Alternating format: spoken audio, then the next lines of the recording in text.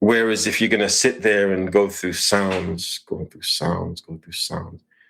try this, try that, sound packs and all that kind of stuff, and you might not come up with something as creative had you only had that one thing going on.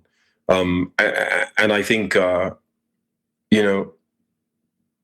synthesizers do it.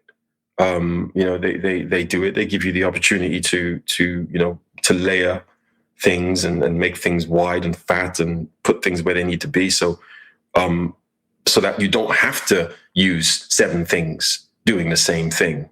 You don't have to if you get the sounds right. So simplicity is what makes me really proud of that album more than anything else. Is the simplicity of it, and the fact that I believe it remained true. It stayed true to the various genres that were being injected into that vibe. I'm enjoying this talk, man. I'm really enjoying this talk. Here's the thing, brother. We talk about this all the time in the early days. Some of the greatest 4-track, not 8, not 24, yeah. 48, 4-track demos were killer. Trust me. Simple is the way to go sometimes. Yeah. As they used to say, it was the KISS method. Okay. Keep it simple, stupid. It's so true. Because if you overdo it, you lose the whole vibe. Yeah. You know what track kills me? What you've just reminded me of? The Ill Out. Kenny Dope's The Ill Out. That is, I think, a perfect example of what you just said. That sort of breakbeaty, fat thing, the kick's just in your face and it's just nice, does its thing. It's simple. The bass line is great, simple. But it does the job, But anyway, getting back to what I was attempting to talk about my sort of journey. So I'm on Danny D at the moment. Danny D, he gave me my first job as a producer, and that sort of lit the spark in my head. That lit the spark in my head, and made me sort of think, okay, I could do this. Like in the days before, in those days, you had to sort of choose to be something, right? And you had to pick one. It was like, pick one. What are you going to be? Singer? You're going to be an MC? You're going to be a DJ? Pick one. And you had to pick one. And one of the things I love about modern times music is that this is the age of the entrepreneurial musician. This is the age of someone who can do everything without anything being frowned upon. But I came up at a time when if you were into hip hop and you did house, that was frowned upon by certain people. And when you're young and impressionable and you actually think that other people's opinions matter, that kind of stuff affects you when you're young. But I maintain that when hip house was young and we were doing what we were doing, and certain experiments were being made by Q-Tip with Delight and the Jungle Brothers, Kenny Dope, and all of these things where hip hop and house were flirting with each other, and we come from that era. I'm very proud to come from that era. Danny was an integral part of that. Later on down the line, once I had worked with Yo Bogart and Yakid K. Once I'd worked with those people, and we were like, Pump Up the Jam took everyone by surprise, and it became a hit so quickly. It was released originally as an instrumental, and then it got some traction as an instrumental, and then it went out there as a single. And such was the speed of Pump Up the Jam's success, was that an album needed to be put together quite quickly,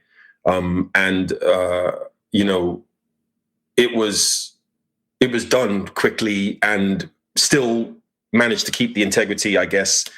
And there's always that thing, right? When you release a tune that does well, the public and the press, they kind of have that question in the back of their minds: can they do it again? Can they do it again?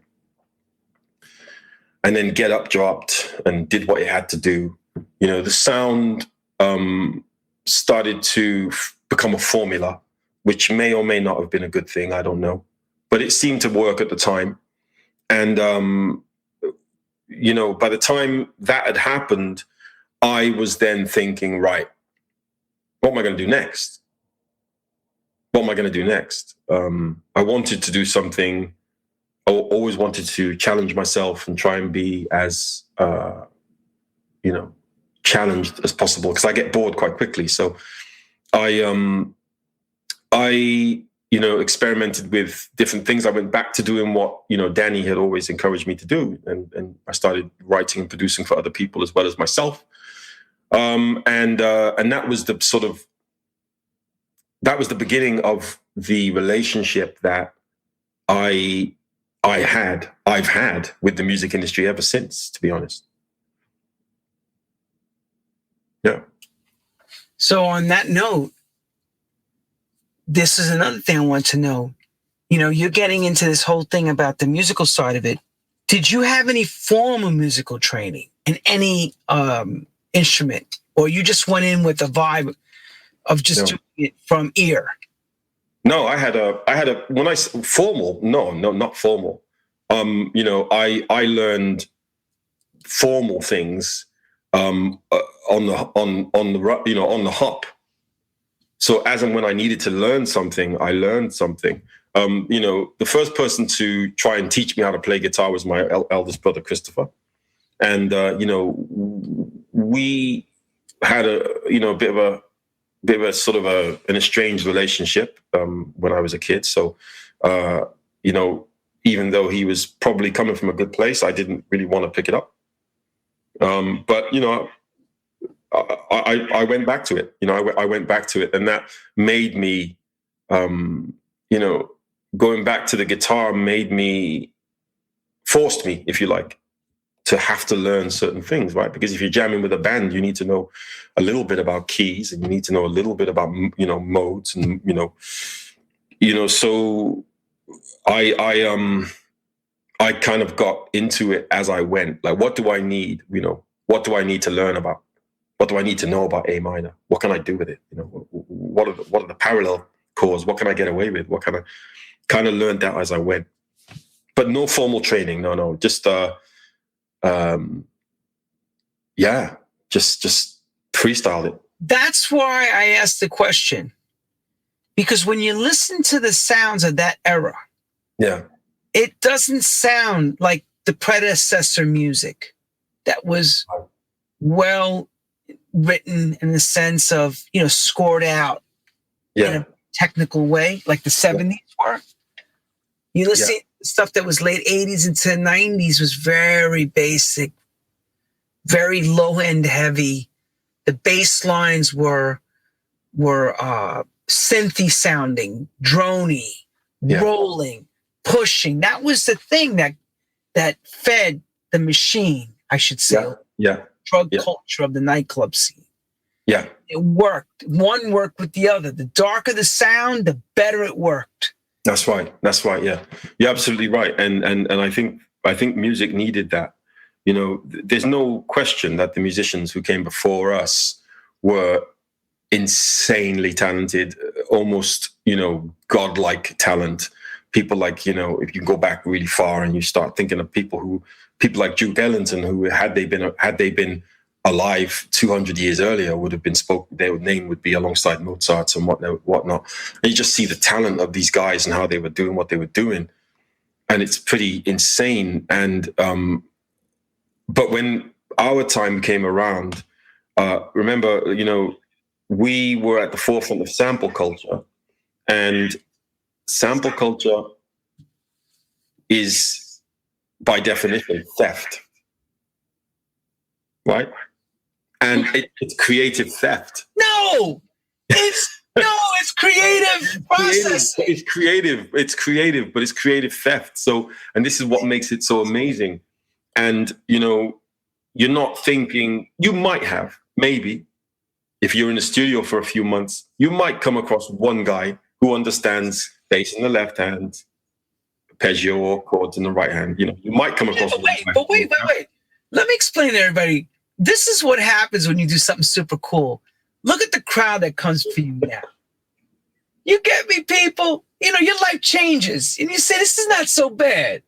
I'll pay the guy for the sample or whatever. You know what? Because then I can actually not be broke no more. Ma, look, I have no cavities no more. I fixed my teeth. I look good. I'm living large. You know what I mean? Seriously, okay, so let's be real. There's nothing better than as proficiently working at a job where they said you couldn't make money at because it's impossible. And not only that, to actually cross over and gain stardom without even having to put all the other parts to doing that. Like, for example, no acting skills needed, no dancing lessons needed, no musical lessons needed. Yes, you have a good ear, no doubt. Because you must have talent. You're not formally trained. That's cool too. But once again, it maybe when you're not really talented, you get lucky. But the luck does run out after a while. You can't keep coming back with another single. So you have to have talent if it means, hey, I'll learn the computer side of it. I'll learn the SP1200. I'll learn all these pieces of gear. If that's what makes you the talent, that you become more of the engineer producer that knows street lingo and knows the street sounds, then that's a dangerous combo, brother. Is that what you did? Is that what happened? Yeah, pretty much, man. I mean, you're a danger to society now. Yeah, no, it's good. But, you know, at a time when it was that thing of, you know, pick one. What are you? You know, pick one. And, you know, there were guys who were incredibly good DJs who, you know, I used to look at and just think, man, how will I ever become as good as that? You know, and there were guys who were incredible musicians I would look at and think, whatever. I realized though that I didn't have to be a maestro at anything. I could be proficient at all of it and make tunes, or at least attempt to make tunes and collaborate. You know, collaborating was amazing as well. I mean, that's been something that I've always cherished, is like-minded musicians in to be with them in a room and see what we come up with. And, you know, just sort of talk through your history, through my history, and see what was going on. When I sort of was going through, you know, when the Technotronic album was being made, and, you know, around that period and beyond, you know, I was listening to, you know, a hell of a lot of sort of, you know, rare groove, soul, you know, hip hop.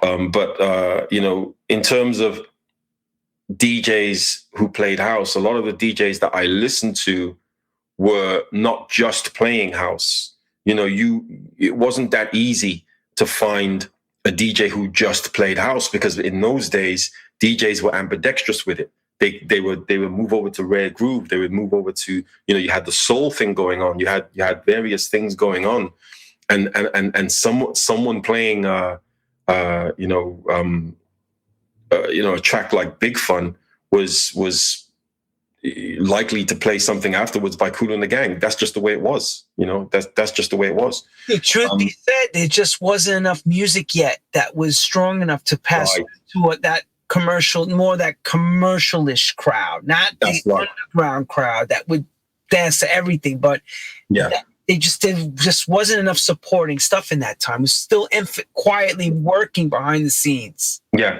I mean, you know, like three of my favorite DJs in London at the time were a guy called Femi Fem. And Femi was incredible. I used to watch him down at Subterranea, and he was incredible. I don't think he knew I was watching him so closely. DJs don't like that. And another guy called Eon Irvin used to do a weekend over at the Limelight the WAG Club. And I used to sort of follow him around, sometimes help him carry his record boxes. I just really wanted to watch what he was doing. I used to just be there, almost like a groupie of his. And Matt White, a friend of mine, who is like, just incredible DJ, ambidextrous, completely across so many genres, is just so good. And those guys were feeding my soul without even realizing that they were doing it. I would go to these various clubs and I would, whatever, 10 rooms complex. I'd go to these various clubs and watch these guys do their thing. And those ideas, that what you just touched down on, but that there wasn't enough there simply wasn't enough house music to go around in those days. But what those DJs were doing, and you're one of them, the ability to look into a crowd, read the room, and play accordingly, is what probably prompted the need for more songs of a particular style of this or a particular style of that. I'm beginning to sound or feel like a bit like David Attenborough right now. I feel like I'm talking about evolution, but no, but it's true. You have to. No, but people have to understand where this is all coming from. You step in today, you see it so differently. But at that time, when dinosaurs roamed the earth, and we were discovering fire and oil, and thinking that we can actually cook now with fire. This is great. It was the same thing with house music. It was early, even though Chicago was doing it.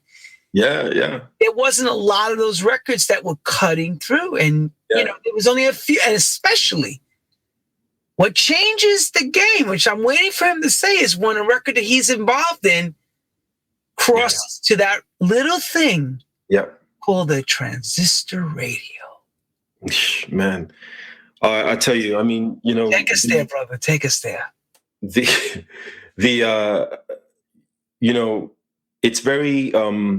It's very strange for me, almost surreal, to think about. It's a blessing and a curse, right? The success of my band is a blessing and a curse.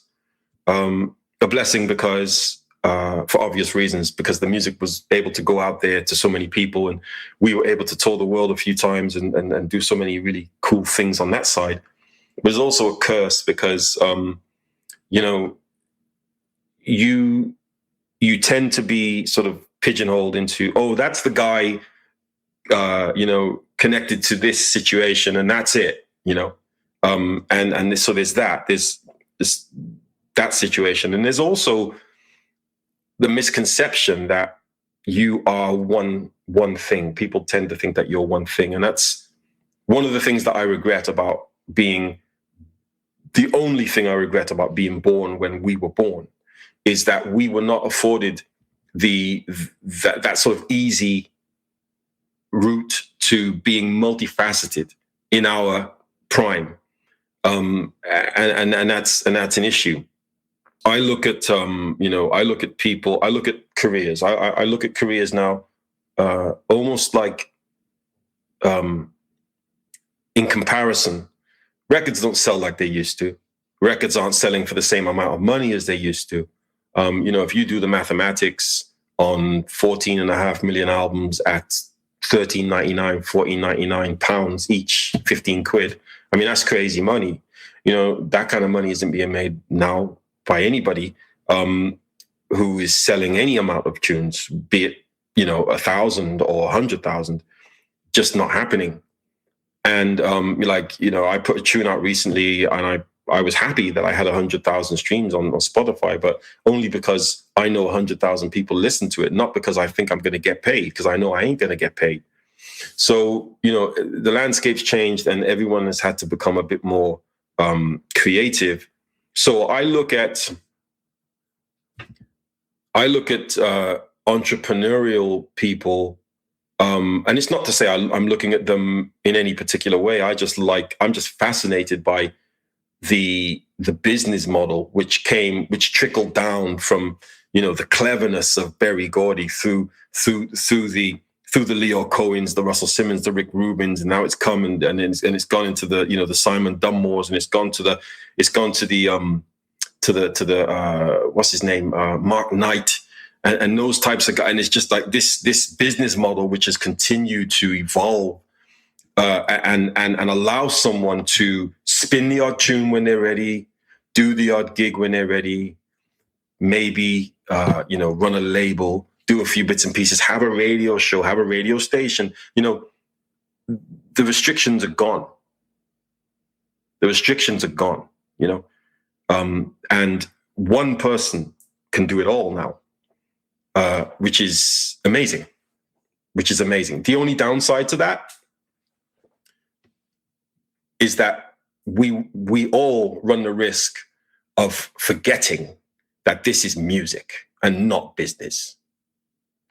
And we're running that risk because when you bring a business acumen, when you bring that into the studio, you've lost.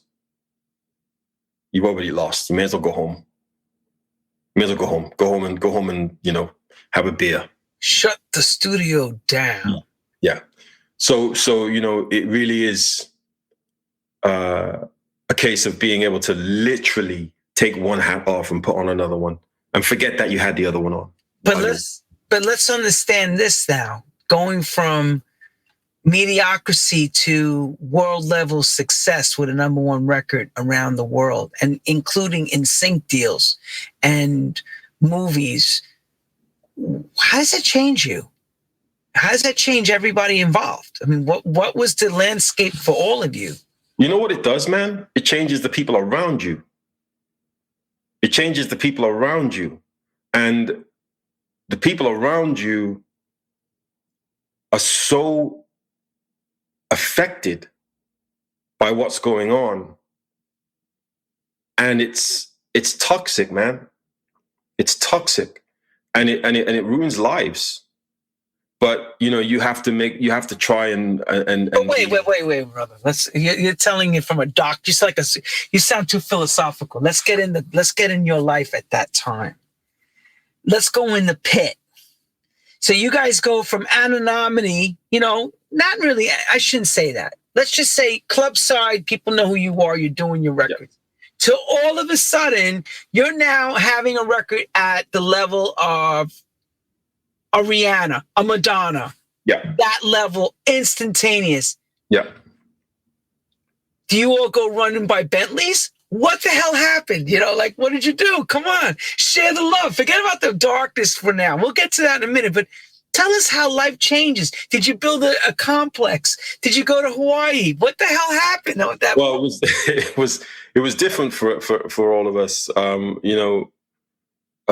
My personal experience was, I come from a really large family. So my thing was to do right by my family, to do right by my mother. That was the biggest thing for me. The first royalty check I ever got, I slid it back across the table and said, look, there's something, you need to put my mother's name on this. Because I knew there'd be another one. Do you know what I mean? You go through, money plus youth equals mayhem. So I done some crazy stuff. I remember I'll tell you one story, and and please don't, I don't want anyone to judge me by this, because this was just a very young. We already are judging you. We think you're wonderful. Now get on with it. This was a very young version of me, who, money. If money isn't an object, then you don't think of it, like you do when you don't have it. So I went into I remember once I was in Wales and I went down a road that had a Porsche dealership on one side of the road, and directly opposite it was a Mercedes dealership. And I went into the Porsche dealership to look at a car, right? And the guy was like, this guy approached me and was like, what you doing here? And he completely treated me like I was some riff-raff off the street that was just wasting his time. And I got so upset with him that I said to him, okay, man, look, you're pissing me off. I want you to stand by this window and watch me buy a Mercedes across the street. And I just went across the street and bought one. I didn't even want it. But I just thought I'd buy it because he pissed me off. And you do things like that when you when you're sort of doing that well, and then you go through a year or two of that, and then your accountant phones you and says to you, "Hey, you need to calm the hell down," or whatever, and you learn a few things the hard way. But in amongst all of that, there's the incredible stuff, like the amount of time that we spent on various scenes in the States, how we were able to come over there and make business friendships and business relationships that survive to this day. The incredible musicians that we worked with. Oh my God, I need to shout a few of these guys out. DJ Twin. These guys, these twins were incredible. They were the brothers of DJ Scratch, and that whole crew, that whole Red Man crew. That's incredible crew. Just big shouts to them. Marquess. Just so many of these guys that I hadn't even known, until I got there and I met them. And now it's like I can't imagine not ever having known them, because it's family, man. We conquered the US together, because making an album is one thing, but it's only one thing. When it comes to house music, everybody knows now that the most important part of house music is the live experience. The live experience. And yes, it's important to make tunes, but it's also important to bring those tunes to the people correctly. And when we came to the States, literally, 4 of us came to the States, and then we ended up as a sort of a group of maybe 10. And that's how we ended up doing so well. And that's how we smashed the Madonna tour. And that's how we smashed, all the various bits and pieces that we did out there. So, big respect to that. And I think the first time you sat in a movie theater and you hear a song, I love firsts. I love, the first time that's ever happened. I love the first time I was ever played on a certain radio station, or first time I was on, BBC One or whatever. I love the experiences of things happening for the first time. But once they've happened, I think it's important to put it into the basket and put it into the perspective that it belongs in. Because if you don't do that, and if you don't, if you're gassed, and if you're thinking about, if you believe in the hype, it all goes wrong, doesn't it? Then let me ask you this question, because I could talk from my own, and I could share this with you. I remember when I first got to England, I played my first gigs, I felt that I made it. How the hell did you feel when you stepped on the American shores? Come on, dude. Coming from Hyde Park, you must have been saying, I don't believe this, that we're actually going to America. To do this. Come on, because we were saying the same thing. I don't believe I'm coming to the UK to come and DJ. No, it was crazy, man. I mean, it was insane. And when we came in like, we were in the chart already. We didn't come in and try and work our way through. We were already, we'd already smashed it in Europe. We came in on a red carpet, so to speak.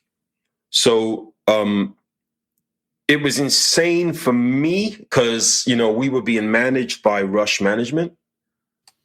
So, it was the moment we hit the US shores with Trenton, we were, Russell, Leo, that was our little band of Was Danny Glass head of SBK at that time? Daniel Glass, was it? Yeah, actually, I remember this. Oh my God. Yeah, the SBK situation, right? There's there were 3 of them. Yeah, there were 3 of them, and I think Danny was definitely involved, and we had a little crew of of people that we sort of moved with for a couple of years, maybe 3 years, all told, that we moved with. And at the head of that situation was Leo Cohen was at the head of that situation. Don't forget, Leo Cohen was a big hip hop guy, people. He helped shape hip hop in America. Diddy and them could thank their careers from that man. Oh, for sure. Oh my God. See, you're mentioning names to UK people who are watching this show. These names he's mentioning, you want to talk about a round table of powerhouse that moved the chessboard, and they said this record's going to be a hit and this record's going to be a hit. It was like that, what he was saying. And he was part of it in that chessboard. His was one of those pawns in the board.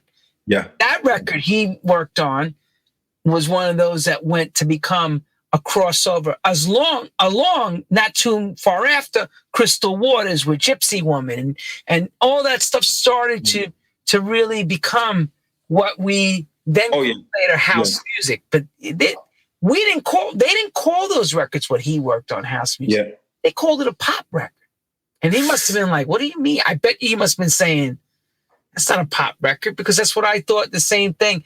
But when you categorize pop music, if you look it up, and I want you all to take the time and do that, if you go and look at popular music, basically what pop stands for is whatever is popular at the time. Yeah, for sure. If it's a house record or ballet record, if it's a classical or country, if it falls in that main chart, you got a pop record. Yeah. And when we got there, I think it's myself, Trenton Harrison, Michelle Duvernay, Paulette. There was like us lot from the UK, and when we got there, it was quite often I'd just walk into Rush Management and I'd sit there having a coffee, and Hank Shockley would be sat there, and Rakim would be sat there, and you're just having conversations with these people, and you're thinking to yourself, I hope I'm playing it cool because I idolize this guy. I hope I'm playing it cool. And you sat there, right, having listened to Hank Shockley's work, 2, 3 years, 4 years previously. You sat there having a conversation with him, trying to act cool, and that was a seriously powerful stable. There was no question that it was the strongest stable around. And again, you mentioned, Puffy, who came through in the early 90s afterwards. You're talking about Leo Cohen. Leo Cohen was the guy who gave Jay-Z his first job at Def Jam. So you're talking about a guy who really was the puppet master of hip hop for quite a long time. And him, Benny Medina, Andre Harrell. I mean, that list, I remember that powerhouse. That was a crazy time and crazy money rolling around. Incredible. And, when but I mean, creatively speaking, my musical side, my heart was telling me that I'm glad to be a part of Rush Management because of its affiliation to Rick Rubin. Because Rick Rubin to me was one of my heroes. I loved not only did everything he did, I loved. And there was a time when I just kept finding out he'd done things that I loved. I remember thinking that the first thing he'd ever done was the Beastie Boys. And then I realized, well, hang on a minute. I was found out then, a year later that he'd done Tiller Rock stuff. And Tiller Rock stuff was, incredible back in the day, which I'm sure you can remember. It's Yours, an anthem, a US anthem. And this is the guy that was able to do that. And then, when you think that Def Jam was actually his before Russell, this isn't a joke. Like, this guy was insane. And it freaks me out that this sort of generation doesn't really know much about him, but that's another story. But he was incredible, and to be affiliated with him and Leo was incredible, and they were seriously influential. So there were two sides to my story. One side is the sort of the climb, and the other side is the mayhem, and the mayhem is what I call, and I mean mayhem in a good way. I don't mean it in a bad way. The mayhem of the unexpected success of an album, which nobody, and I don't care who tries to say otherwise, nobody knew was coming, and it took everyone by surprise. And when it did come, some people handled it one way, some people handled it another. I like to think that I got through it, and now I'm a lot more at peace and a lot prouder with what we did than I was, say, 15 years ago or 20 years ago. And as time has gone on, I've become a lot happier with the involvement, and that was a process. Okay, so now the process comes to my question. Mm-hmm. The singer, the woman we hear, that voice. Yeah. Tell us her name, of course. I'll let you tell us. Yeah. Give us a synopsis of her background, how she comes to work with you guys, yeah, and where your life goes from there. Right. So the vocalist Pump Up the Jam is Manuela Camosi, otherwise known as Yakib K. She is, in my opinion, it's very controversial, but to me, she is the best vocalist, MC to ever do it on a house record. But that's just me. That's my opinion, probably biased. She is from Zaire, originally from Zaire, Central Africa. And she ended up in Belgium because her mother is Belgian. And she ended up in Belgium. And we sort of, our story sort of begins, starts there. But before she met me, she had run away to Chicago. The thing that again to put out there about Belgium in those days was that Belgium wasn't yet quite ready for people of color. So when you had people of color in a place like Belgium in those days, it wasn't easy for them. Which, we don't really need to go into. It's obvious why. She didn't like it. She had lived her childhood in Africa. So she was, she hadn't come from a background where color mattered. And she ended up running away. Where did she go? She came to Chicago. And that was where she, really, probably honed her skills and fell in love with house. Her story is incredible because the combination of, Chicago and being, an African woman or a young woman was, a massive, massive, massive part of what was going on with her vocally. And no one was flowing like that. Because it was unique. And honestly, I always used to say, like, when Manuela penned something and when she got on the mic, you could hear the money. It was one of them things where it doesn't matter, you go, we got something here. We got a golden nugget. Mic, you could hear the money. Golden nugget, baby. Golden nuggets. We got a golden nugget right here. There's another gold. You just knew it. It's true. We're going for gold. We're going for gold. You hear the money, man. And we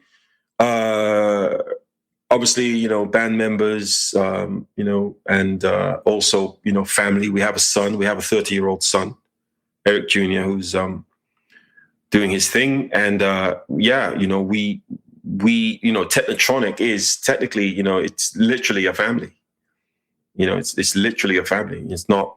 Oh, so you wound up getting together with her too. Oh yeah, we have a 30-year-old son. Yeah, we Marry her, or did you just stay partners? Oh no, we weren't like married as in a marriage ceremony, but we were practically married. So yeah, that thing that happens when two young people are creative, and you have that fear that comes with being a teenager, because we were teenagers when we met, and you have that fear of being a teenager, and you find comfort in each other's company for that reason, because you understand me and I understand you, and neither one of us understands them. So it's that sort of a thing. It's very beautiful. It's a very beautiful thing, but not the easiest of relationships to maintain when you're making that much money and there are that many cooks in the kitchen, that much older than you, making decisions and all the rest of it. But that's not house music. That's music industry nonsense. And that's what makes people either stay in it, yeah, or they go, I can't deal with this and I'm out, Yeah. And then the other thing is, which I know you heard, is that when you have that one winning formula, yeah, now they want you to repeat it. Oh my God. Times over. Come on, bring us another record like that. Exactly like that. Yeah. You're like, you can't, because it's just something that happened. Yeah. And that's the thing. That's one of the good things, about this album, is that, especially, Yo Bogart, who is like our, he's like the father of Technotronic, right? He's the guy that, he's the glue that bound everything together. And, he wasn't having that. Wait a minute. I'm sorry, Eric. Let me ask you a question. Yeah. Did you say Neil Bogart? No, Joe Bogart. Oh, I'm sorry, because I thought you meant Neil Bogart from Casablanca. I was like, wow. We pronounce the J like a Y. So, and he was adamant that, it would not be a simple case of this song sounding like this song, sounding like this song, sounding like this song. And that was a one thing that I really respect, is that, that was not going to be happening anytime soon. Again, the pressure comes from people when it becomes a business, and the pressure comes in and changes everything. And it's enviable when you see people like one of my personal house production heroes, Todd Terry. You see people like Todd Terry bouncing from one job to the next, and you think, it's nice to bounce from one job to the next, but I can't do it because, I'm in a band and we have to be the band, and boom, boom, boom. So what happens is the band has to adopt that mentality to survive or to stay fresh, or like so many huge bands from back in the day, you can just take massive breaks and every 3 years release an album and have a massive press run. But are you Guns and wait a minute, but brother, are you Guns N' Roses or Metallica? I mean, are you at that level where you could take 3 years off and come back with a new campaign? No, but this is it. This is what people were doing back then. People were they were taking long breaks, or they were trying to be as creative as they possibly could. Right, those were the two choices. And I think in that way, having being a producer who's not ghostwriting, and who is able to pick and choose what remixes they're doing, or pick and choose what productions they're doing, that was the winner. That was the way forward, for sure. I'm loving this chat, bro. Like, seriously, I'm loving this chat, man. You and I need to be doing this when you come over next. Let's get a little deeper now. because we're at that time. Okay. All good things, as I always say, come moments, and grandeur is there, and children are born. Band members start to have different ideas, Yeah. and the demise begins. Right. As much as you hate for me to ask, where does that take us into this journey of Technotronic and yourself? Because, look, everybody, You trying to get me killed? yo, look, they're doing heavy stuff. I mean, come on. It's not like they're not, they're selling out arenas. Yeah, you're trying to get me killed, man. But let's not say kill. You're going to have to say what you want us to know, basically. No. I'm joking. Obviously, everything ends. Even as good as the bands are. Come on, the Beatles ended because of John and Yoko and Paul. Things happen. No, listen, it's all good. Imagine if we had kept going in our original format and had a dismal failing. Imagine that. It's one of those ones where you got the first album and you got the people who made the first album, and that's in stone. That's in stone, and it's an honor and a privilege to have been a part of it. Obviously, moving forward, my own personal desire to leave came from wanting to be, wanting to do other things. It came from wanting to do other things and wanting to see what I could do as a person. What could I do? What could I come up with? It wasn't to say that I wanted to necessarily leave that situation for another. It was a case of, can I do both? Can I do both? And also, the general consensus was that new artists needed to be brought in to breathe, some new life into the brand. And, we never thought of ourselves as a brand to begin with. We thought of ourselves as a band. So, to be faced with the realization that you're becoming a brand was quite shocking. Not as shocking as it seemed at the time, because this was the 90s, this was the early 90s, this was 1990, 91, when exploitation was at a record high. I mean, just for the people listening, to put it into perspective,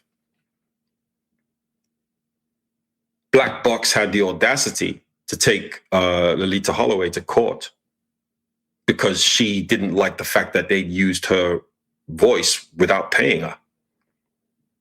This was the idea. It was like, hey, I can use your vocals and not pay you, right?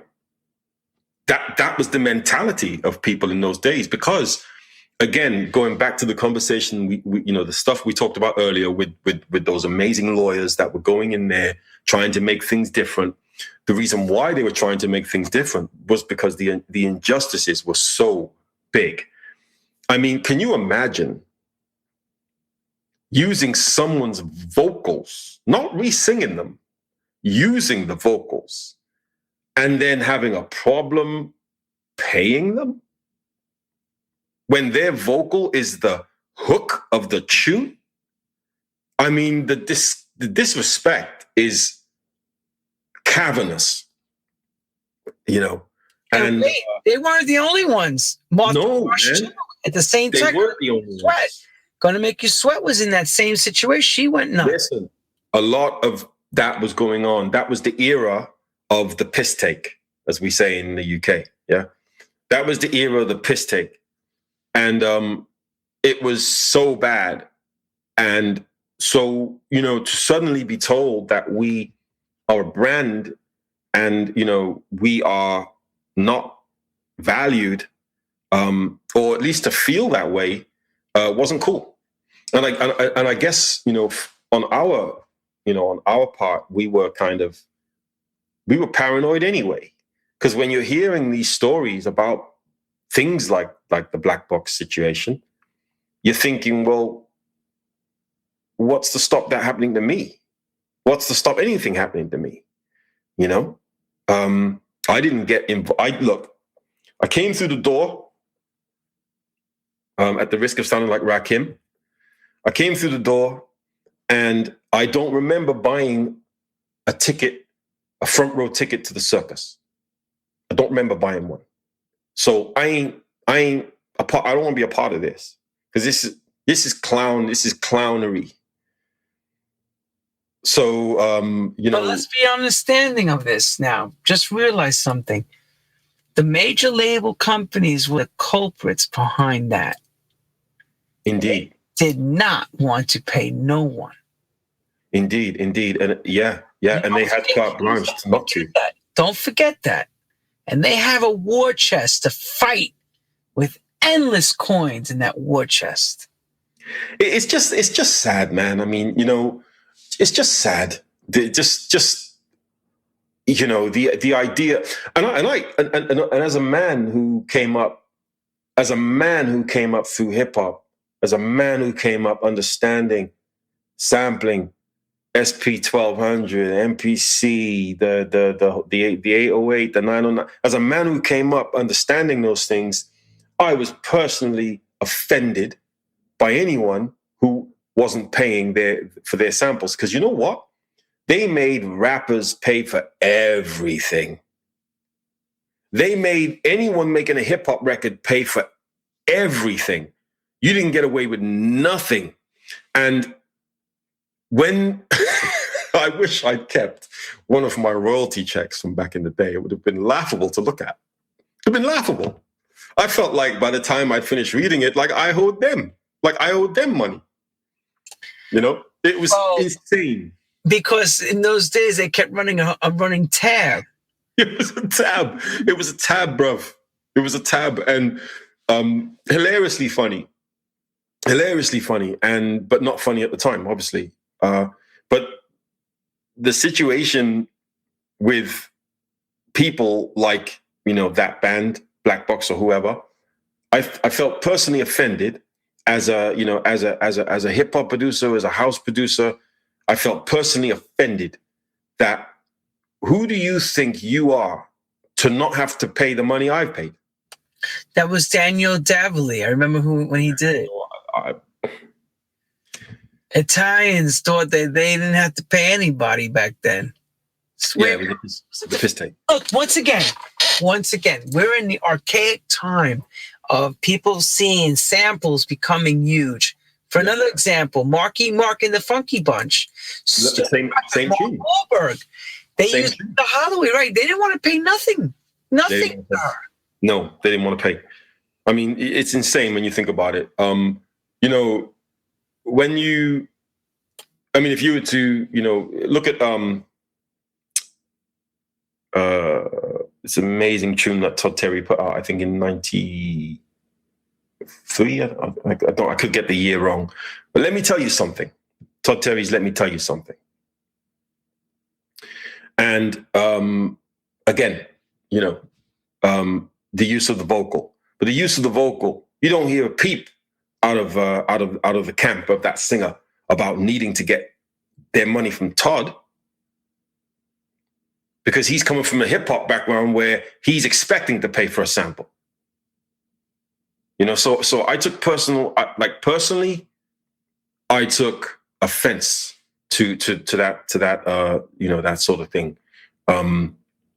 But it was what it was, and we got through it, and now we have these incredible clauses in place to make everything cool. And honestly, you know, sampling is a business now. It's like it's encouraged, and it's so cool to go up on Splice or Loop Cloud and grab. Whoa. Reason why. Tell the reason why it's so complimentary. Yeah, it was great. Everybody? Do you know where everybody wants you to sample? Let me tell you all why. People who are not in the music industry, it's so simple. The same people that were against paying went out and bought everybody's catalogs so they could control everything now. So they said, why pay for the milk? We'll buy the cattle. Yeah. Why? We don't got to pay for the milk anymore. So they open up their checkbooks. They put out Salsa, West End. I tell you what. I tell you what. I mean, the list goes on. They own everything now. It's mad. It's mad. But there's something really cool about controlled sampling for a subscription fee.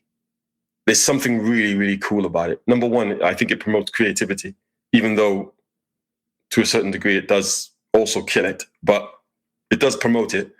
And I think we should have had that a long time ago. Like, okay, you pay this much per month and you can sample anything within this situation that we give you access to, and I think that's pretty cool. I think that's a cool situation. Because now you have corporate owning it, but back then it was a lot of mom and pop guys owning these catalogs, and that's all they made their money on, was on the publishing. Yeah. So hey, I don't blame them for getting angry at all of everybody that sampled their stuff, because at the end of the day, it was a bread and milk business. Basically, you put records out and you made a living, and you're on to your next record. If one of them crosses over, wonderful. If it doesn't, on to the next. Yeah. I'll tell you one thing that comes to mind is Madonna did a tune many years ago called "Justify My Love," and she used a Public Enemy beat in that tune. And I think it might have been from the Nation of Millions album. And again, it was assumed that she could use it and not pay for it, which I found really strange, because on what planet can you use someone else's creativity and not pay for it? So certain people or certain production crews or certain management crews were trying it. They were trying it on. But I think, most of us, those problems will never happen again. They'll never happen again. Now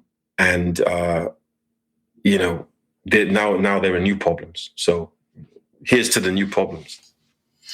Yeah, like social media. And music has become the catalyst to your social media, and music second to your social media. And we just keep going on and on and on. I know, it's mad. It's just the way it rolls.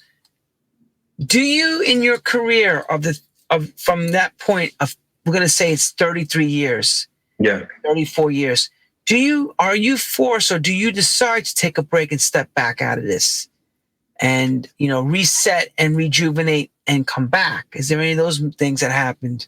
Yeah, I've had to take breaks, in some cases for, a couple of years or whatever. I've had to take breaks because I feel like there's a burnout threshold for all of us. I think we all have a burnout threshold that we need to keep tabs on. In my case, I was thrown into a very busy situation musically at a young age. So because I was a teenager going into my 20s, going into 21, 22, loving every minute of it, but being so, I remember coming into the States, I was handed an itinerary. It was very thick, and I looked at the itinerary. And every now and again, I would see the letters TB. So I finally asked someone, "What's TB?" I said, "Oh, yeah, toilet breaks.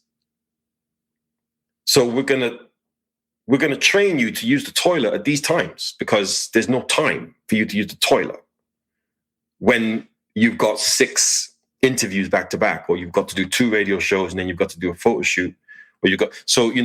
That was like,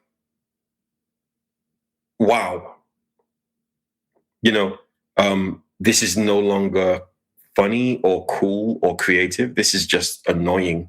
And those sort of things, you have a couple of years of that. You need to step back from that and do a few things. You need to remind yourself that you are actually in love with the music industry and that you're in love with music, because at the time you're not feeling like you love it because it's not loving you, right?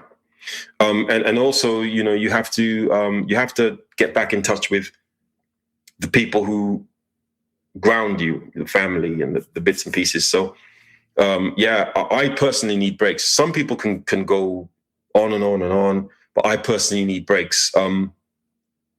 I like music industry people who don't take calls after 6:00. I like music industry people who can, to them, the weekend is sacred, and that's their family time, and you can't get hold of them for love or money. And I like that, because that shows me a very balanced human being, someone who's going to be okay for a long time, because they've prioritized what's important and what isn't. So not so easy for creative people who don't really switch off ever, but you have to. You have to, right? You have to switch off. 4 or 5 girlfriends down the line, when they've all said, "Oh my God, man, I can't do this," you just got to go, you know what, this ain't work. You start to learn the pattern is something you're doing something wrong, but we don't really. We have this egotistical side to all of saying, "No, we can handle it. We can do it, baby. We can do everything." Yeah. It's messed up. In essence, you really can't. No. You can't have everything. You can't, there's a song says you can't have your cake and eat it too. It's so damn true. It's true. And in this industry, you do need to take breaks. So you either taking those breaks, in my case, I'll work flat out and then I'll take a break for quite a while, or you need to be taking those breaks like on a weekly basis or something, But one way or another, you need to vent. You need to let some steam out, because otherwise you're just going to burn out. But it's still fun, man. Well, this is where it brings us now to the present, because you gave us the historical part of Eric Martin. And you've also given us the part that the role of, as we call it, riding that cyclone. In one moment you're up, you're down, you come back up, you come back down. So now we're at a point now, you come back into this today. Yeah. The vinyl market is done. Yeah. The physical markets of CDs are done. Yeah. How do you get your head around the fact that streaming is the forum that you're going to be working in, and the numbers that you were used to dealing with, and the success that the kind of money you made, just doesn't equal to today's work habit? You got to put a lot of work in to make money now. Yeah. How do you deal with, dealing with old school? This is new school. I mean, I never came into the industry as a sort of entrepreneur. I came into the industry as a creative person. So it was never about money for me. It was about expression from the very beginning, and that helps. The biggest culture shock for me, in terms of the difference, has to be the fact that we're now living at a time of post-release marketing as opposed to pre-release marketing. That's the biggest difference. The sort of the 12-week marketing lead up is dead. And now we have this, situation where Spotify is not even giving you access to a link until about 4 days before you put something out. So what am I going to do? How am I going to do this? How do I even pitch a track to someone without having marketed it first? How do I pitch it? Where's my press? Where's my, where are my DJ quotes? Where's all the tastemaker stuff? How can I do it? And that's the juggling act.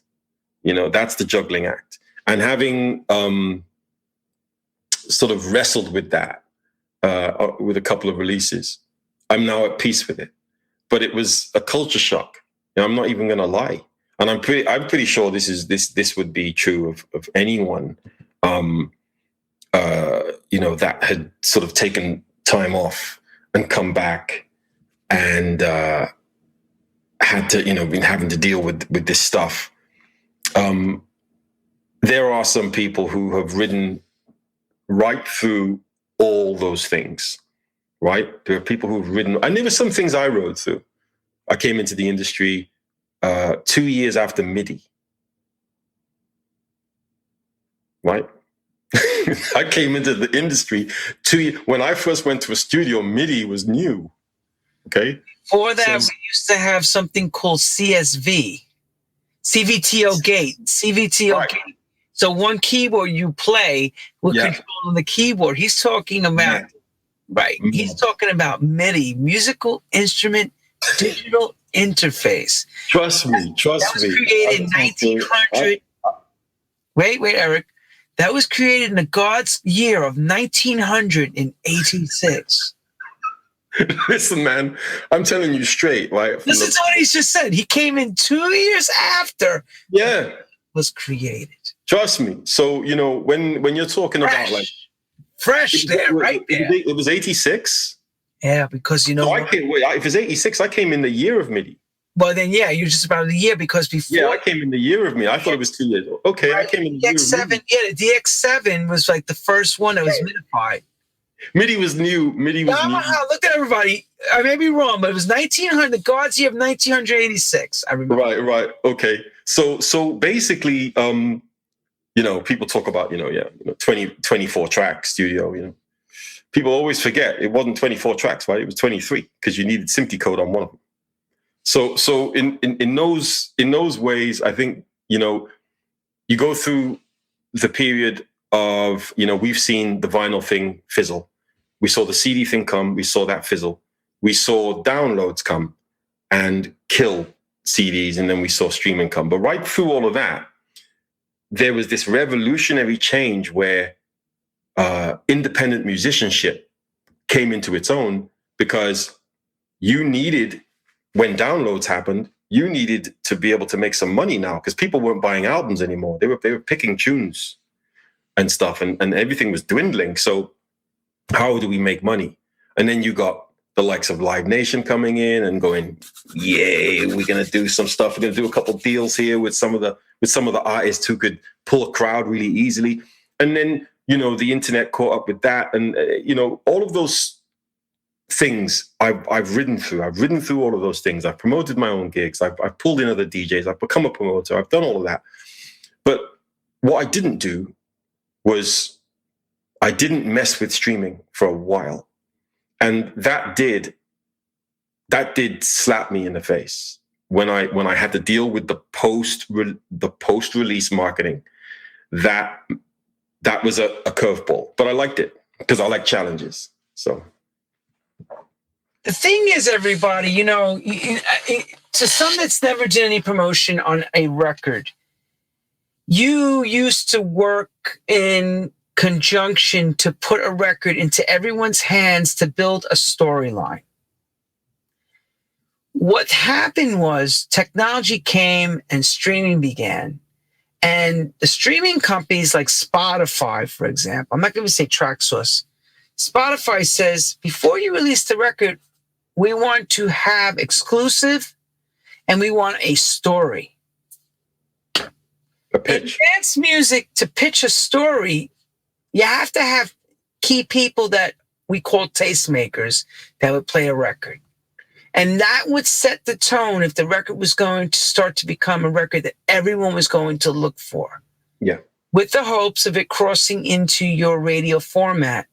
But with Spotify changing the game and us who were originally dinosaurs of the game, it's kind of difficult to say, well, wait a minute, what came first? The egg or the chicken, or the chicken or the egg? 100%. So 100%. That's pretty much what happened there. Spotify says, no, it was the chicken. And we all went. Spotify says, pitch something to us. Tell us what's amazing about it. Tell us, like, here's what we pitch. I don't have access to it, bro. Eric, give us an example. What the hell did you pitch for a record? What would you say? Well, I mean, okay, so so my last track that I pitched, which the pitch went quite well. we got playlisted and everything on Spotify, whatever. And that was, I guess, I did a little bit of press beforehand just to kind of make people aware of the fact that I was about to release something. But that press did not come out until after the release. But what I did do was I picked a really good collab. I collaborated with Akil, the MC of Jurassic 5, which is, a perfect thing to do if you're making a hip house record. To go to an old school hip hop MC is the best thing to do if you're going to do a hip house record. So I guess that was a part of the pitch and Jurassic 5's presence on Spotify and stuff. So I was I put all of that together with, sort of what I'd done in the past, and I pitched it, and that was that. But honestly, it's Russian roulette, man. It's Russian roulette, and you can't be relying on any playlists. You can't be relying on any playlists. You've just got to have a hot tune, man, and try and put it out there, cast the net as far as you possibly can. And you can have a great situation and a whack tune and not have a hit either as well. So, it's really just about the tune being good because it's well orchestrated. I think so. Well, it's back to basics then. Basically, it's got to be a good tune to get through. Yeah, I think so. I think that's it. I mean, it helps if you've got some weight, some pull. But one of the things I like about Spotify is that Spotify does not officially bend to influence. Right? It doesn't officially bend to influence. You can't say to Spotify, if you don't playlist this record, I'm not giving you my next record. Because they've got too many. They got too many big tunes. They got too many big artists. They're not going to care. I mean, you can't. Whatever. Keep it moving. Yeah, just keep going. You just got to be. Look, it's good. I think in a way it brings everything back to the beginning. If I'm honest. You are being honest. I love this interview. It's a wonderful inside interview to someone that has seen the changes of the seasons, and and to be cheerful to watch the change of the season. Oh, listen, man, I haven't felt this old in years. No, it's good. I love it, man. I love it. Well, this is why it's called True House Stories, everybody. We want to make sure we get out the full story. And we're pretty much at that point where, we're coming to the end of your story, which is, you went out, we saw you DJing all summer. Yeah. Back in it, full power. Yep. Where are we going from here, brother? Where's this journey taking you? Where do you see yourself going? Well, projections. Honestly, from my immediate goal is to just put records out, man. I'm just putting out a few tunes with as many people as I possibly can. For me, it's just to experiment and stay in the game. I'm not, I've never felt owed anything. I've never felt entitled to anything in particular. I'm genuinely grateful that anyone would still dig what I'm doing. Because to be honest, when we make something, we have no idea. I mean, we can guess, but we don't know how it's going to get received. So it's nice to put tunes out, and the next few months, I'm going to be putting out tunes. People are going to think, man, this guy, what, I'm going to be putting out tunes like it's going out of fashion, mate. So that's what's up. That threat is real, people. That's a threat, man. He's coming with swords and knives. Yeah. Cut your music, boy. Yeah. It's not, this is, I mean, Is this all on your own label, or are you going outside to external labels and stuff? Are you working with others? No, I'm doing everything on my own label. over the next 6 months, it'll all be my label. I mean, I might do like the odd remix or stuff for other labels, but I'm not really thinking of moving away anywhere because I need to establish my label, and I'm only going to do that if I'm orchestrating, putting records out, and picking the right collabos, you know. So it's about people at Traxsource, Beatport, and you know, wherever else, Spotify, wherever. It's about them seeing the name of my label and saying, oh, okay, it's synonymous with quality. I get it. We get it. We see it. It's you. Yeah. Eric. So okay. That's where it's at. That's what's up. That's what's up. Here's a question, brother. Yeah. Your ex, you guys ever thought about doing a new Technotronic or something? Like, has that ever came up? Like, yeah, we have. I've got something that I'm going to send you later because I need you to do a remix on it. I didn't know anything about. Wait, that wasn't preempted. I was just asking because I actually started telling you this before we. And I said, hold it till later because I gotta get in my Wizard of Oz. Everybody, remember, I handle the curtains, all the levers and everything. So I said, wait. Yeah. So you guys actually did do a new tune. She's back in the swing of things again. Yeah, man. Yeah, we got some stuff. It's hot, man. Lecter, work it, brother. And it's unmistakably her. You know, it's unmistakable. It's again the vocal is just insane. So yo, check out his label, Musicated Records. Yeah, Musicated. That's me. Musicated Records. Yeah, man. That's it. You know, it's fresh. You know, just released our first tune recently, but you know, it's some really cool things coming. So yeah, definitely keep your eyes out for it. Oh my God, my eyes are wide open, baby. Yeah, man. Yeah. I know you come with threats, and those kinds of threats are the threats we like. It's about finding like-minded people who want to put records out. It's as simple as that, you know, without the bullshit. Just, you know, let's get down to business, baby. Leave all that nonsense out the door. Yeah. I mean, there's paydays where you do your little remixes and you put 80% of your soul into it or whatever. But you know, when you want to really, really stretch yourself creatively and do something that you can put your name next to, then you know, let's talk. It's as simple as that. Because I'm only interested now at my age. I'm only interested in doing my best when I put tunes out. No half-assing. .com. No half-assing.com. Trust me. No sidestepping.com. Yeah.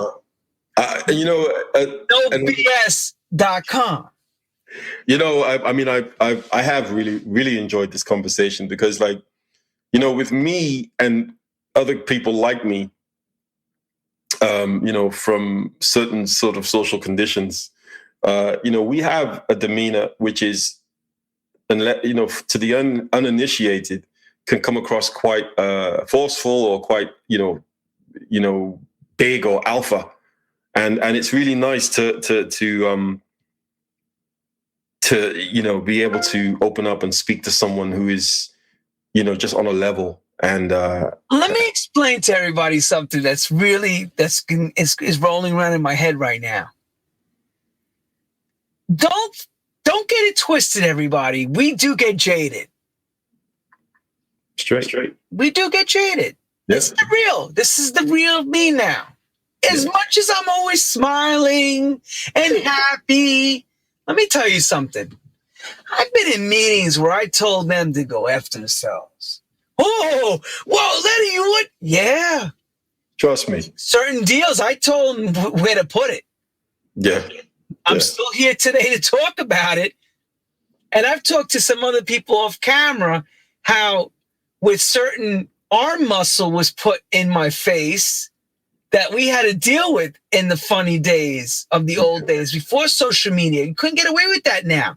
Yeah. Where certain goons would come to you and say, you got to make this happen. It's just the way the game rolls. It's an ugly business, but at the same time, as much as it's ugly, it still has a lot of beauty. It's amazing. It really is. It really is amazing. And it's evolving very, very nicely. and it's increasingly easier to get involved in. Again, I have a love-hate relationship with the present, but there are more good things than bad things.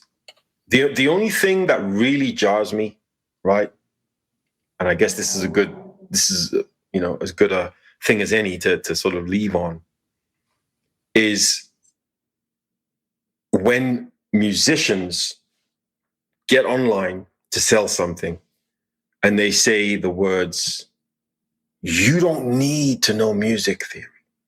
You don't need to be a musician. You don't need," and it's like, wait, hold on. We need the next generation of musicians to be knowledgeable. I don't want to be living in a world where you can make a track as easy as you can play a video game. The expression involved and the thought that needs to go into making a tune good needs to survive, and it won't survive. But wait a minute, Eric. Wait. Let's say the QVC commercial correctly. Okay. You don't need to know how to touch the computer. But remember, buy my shit so that I can teach you in 4 easy steps how to play the guitar. Yeah, that needs to go. Watch that show. I mean, like this. That needs to go, man. That needs to go. Oh, the other guy that used to say, "I'll teach you how to flip houses." Then you go look at the guy's track record. And it's like, whoa. He made more money selling the book than he ever bought a house or sold it. Yeah. It's true. I think I posted. I posted something like this a few months back. There was a guy called Carlton Sheets in America. He used to have this commercial late night. Right. And that's the time when people call to buy stuff. They're home alone. They're not feeling good about themselves. And this guy comes on his yacht and he says, "I can make you have this if you do this." And how many people I've met over the years that told me they bought that book? And the first question I would be is, "Did you make any money?" Yeah. He said, "I didn't make shit." You made shit. Yeah, you didn't make shit. Listen, nobody good at something has the time to tell other people to be good at something. When you're in the thick of it and you're making a shitload of money, you don't have the time to be online a few hours a day telling people how to make a shitload of money. You might do maybe a seminar, you might turn up somewhere and do a one-off thing, but you ain't got the daily time to be doing that. That's the basic rule. If someone is online every day trying to tell you what to do, they don't know what they're doing. That's a good place to leave this. Eric Martin, you are a master of the game. Man, still learning. Always a student, brother. Hey, everybody who's a sensei will say, to every great sensei, a sensei will always be learning until he can no longer learn, which means he's underground. For real. And a good day is another day above ground, baby. And you've actually proven that too. You've given us the Nile Rodgers theory. You said, today's a good day. I'm here for you all. It is, man. Send all your love and all your mail to Eric. Let Eric know what you all think. Let him know. He needs to know. He needs to be reaffirmed that what he has given to the world will never forget. It was a big thing. He was part of a big cultural change. Don't ever get it twisted. He was part of a huge cultural change. Came off the Summer of Love. Right behind it, this all exploded right off the back end of that. And that's why we're here today, having this wonderful chat and reminiscing and teaching and learning at the same time. And I will say, thank you, Eric Martin. I've learned a lot from you on the game. Thank you, Lenny. And we wish you all the best in the next endeavors of the next 10 to 20 years in front of you of what you can pull out of the rabbit hat. There's still championship rings still coming your way. I can feel it. Let's see. You still got championship. You're still playing Premier. You're still in the Premier League. You're still playing it. Keep going. It's all good. It's all good. Big respect, man, and thank you. Thanks for having me, and big up the house fraternity, because the house fraternity as well is the only one of its kind. It actually does. It is kind to its elders as well, which is really cool. I'm serious, man. Like, hip hop doesn't treat the elders like that. Hip hop doesn't do it. But wait a minute, brother. Let's not forget. I've said this over and over every week. The whole UK youth lived through our music. For real. That's it. Yeah. And those same UK youthful people that danced are the same people today with the expendable cash that want to relive that youth again. Yeah. That's why they love, because they're at the same age as we all are. Yeah. They love it as much as we did, and they want to live it again and again and again. And it's good, and this is good. This is good now as it was then. So it's children of the disco. This is a True House story brought to you from the Technotronic, one of the founders. I'll clarify that again. One of the founders who has a child with the one that sang it all out. So let us hear that voice. And we are so proud to hear that you have a new record coming. And I can't wait to hear it. Who knows? Maybe I'll be able to do a magical remix that'll rock the world. For sure, bro. Let me do this, everyone. Pedro Mondesir up from Canada is coming on. Rich story from the Toronto area. I'm bringing on some club promoters and DJs from different parts of the world. And next week we have Pedro Mondesir, Garage 416 in the house. This boy has brought everybody up to Toronto to DJ, and he's got a huge story. And we're going to get that too. And once again, Eric Matthews, peace, love, unity. House music is definitely the way forward. And all we can expect is good things for you. And thank you again for gracing your presence with us right here on True House Stories. Oh, we're going to ask you right now. We need a DJ mix for the True House Stories Takeover radio show. We'd love to get a 1-hour DJ mix from you. Can you please provide that? All good, man. 35 stations we simulcast and more coming on every day. The show must go on. We will be here next week. So same bat time, same bat channel. Once again, Mr. Barton, 2 hours of historical house. Wonderful story. Thank you. Thanks, everyone, good night. Eric, don't leave us. And we'll see you all next week. Take care, everyone. Auf Wiedersehen and ta-ta for now.